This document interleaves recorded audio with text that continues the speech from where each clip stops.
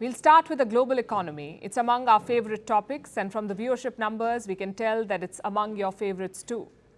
2023 was a challenging year. The global economy was limping, the top players struggled, the United States and China, the two biggest economies in the world.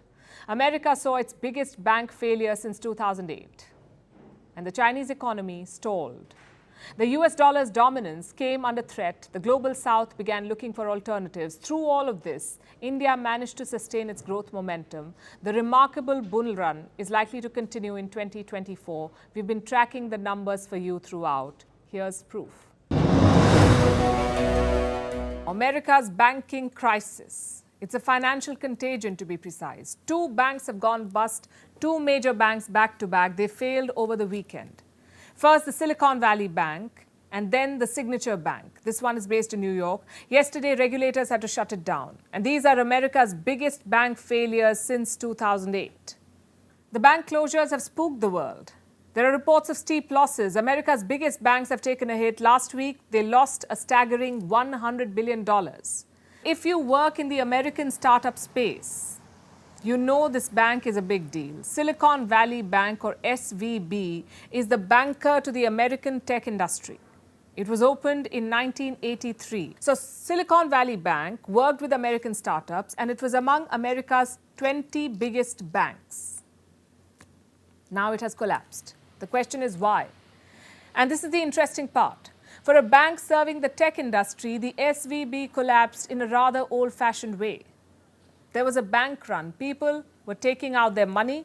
The bank could not pay its depositors. It went broke, and so regulators had to shut it down. SVB's customers are in distress. We can't pay our vendors today. What happens when tens of thousands of companies can't pay their vendors anymore because they don't have cash in the bank? And that was just one part of the crisis. On Sunday, part two played out. US regulators were seen in action again. They shut down another bank, Signature Bank in New York. It is in no way related to SVB. Signature was already a distressed bank, but what happened at SVB precipitated its fall.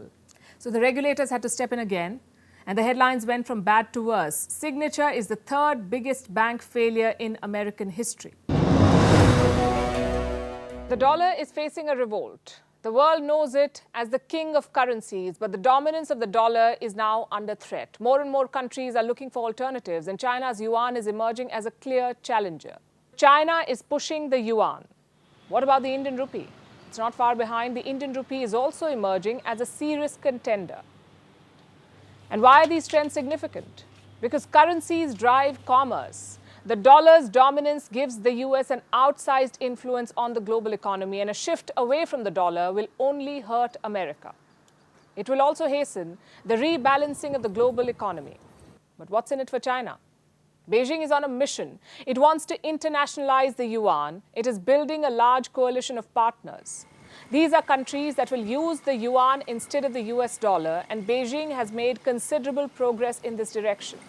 It has secured bilateral pacts with 41 countries so far.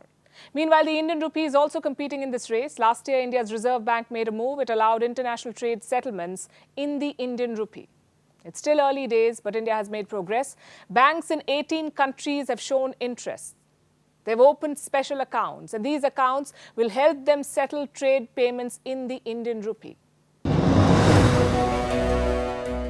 And in the weeks and months ahead, India is expected to be the driver of global economy. Here's a look at how India has beaten the global trend. Meet Gareth Thomas. He's a member of the British Parliament. He wants school students in the UK to be taught Indian languages like Gujarati, Bengali, Punjabi and Urdu. Given the global significance of the Indian economy in years to come, it seems even sadder that we are seeing a decline in the teaching of languages of modern India, in Gujarati, Bengali, Persian, Punjabi and Urdu. If we want to take, as a country, the full benefit of the trade deal that we're hoping to see done with India going forward, actually having people who can speak the languages of that great country. India is a bright spot in the world economy. Agencies like the International Monetary Fund and the World Bank endorse India. And the contrast with the rest of the world is stark.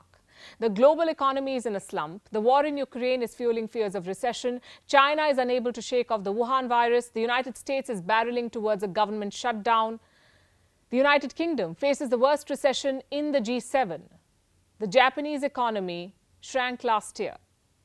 And despite all of this, a lot is going well for the Indian economy. Connect the dots and you'll see that it is indeed Advantage India. India is being called a stock market superpower. Indian companies are ending 2023 on a high. There's a bull run in the stock markets.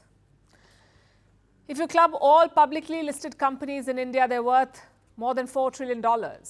So India is now part of an exclusive club. Indian stock markets are among the biggest in the world and Indian companies among the most valuable.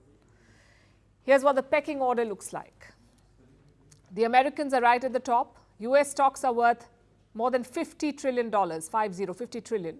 China comes next. It's worth over $10 trillion. Japan, $6 trillion. The Hong Kong market, around $4.56 trillion. And finally, we have India at $4.16 trillion. Now, this is an important milestone. Leading markets are delivering sluggish returns. For example, returns from US bonds have dropped below 5%. What about US stock markets? They delivered a return of 6%. And how did China perform? Chinese stocks gave a modest return of 2.7%. Compare that to India. This year, Indian stocks have delivered returns of more than 10%. The numbers speak for themselves. This is why India is being called a stock market superpower.